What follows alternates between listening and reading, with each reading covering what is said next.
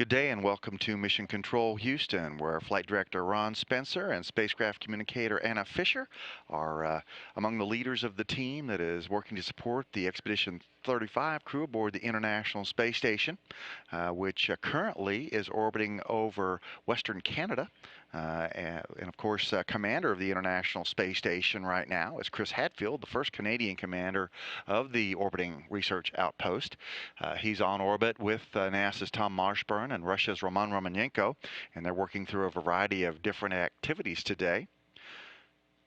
Hadfield has spent the majority of his morning reinstalling the amine swing bed experiment. It's a technology demonstrator that looks at whether a vacuum-generated amine system can effectively remove additional carbon dioxide from the International Space Station's atmosphere using smaller, more efficient vacuum regeneration components. There are two different carbon dioxide removal systems in the U.S. side of the station and one in the Russian side of the station. This is intended to eke out a little bit more of that carbon dioxide so that it can be recycled. At the end of the day, Hadfield also is going to process some samples from the coarsening in solid liquid mixtures experiment that is aimed at developing methods for manufacturing better metal alloys for a host of applications on Earth. Hadfield also has a ham radio pass later today with the Ann Richards School in Austin that is a school for young female leaders.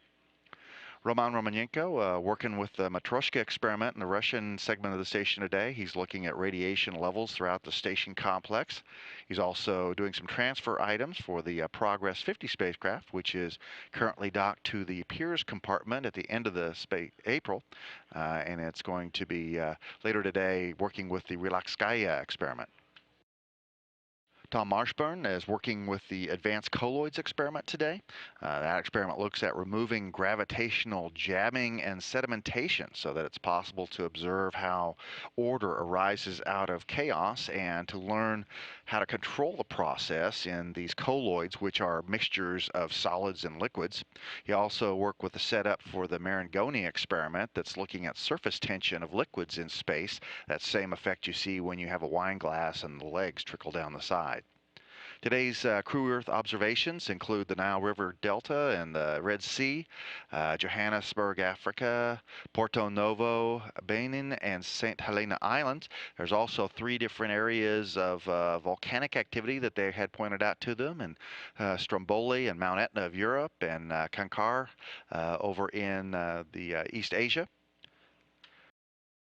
Earlier today, Hadfield called down to Mission Control that the crew had completed all of its work for the day, including job jar work, and offered to take care of any other available work that Mission Control might have for them.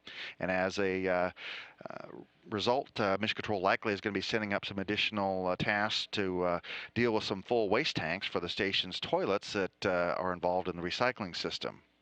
Tonight at 7:25 p.m., the station is scheduled to perform a reboost maneuver using the thrusters on the Progress 49 spacecraft that's docked to the station. That reboost will raise the station's altitude about 3 miles to prepare for the first same-day Soyuz rendezvous and docking that's coming up on March 28 with the upcoming crew members Pavel Vinogradov, Chris Cassidy, and Alexander Mazurkin. The burn is going to last 11 minutes and 13 seconds, and our NASA coverage begins at 2:30 p.m. on March the 28th. This is Mission Control Houston.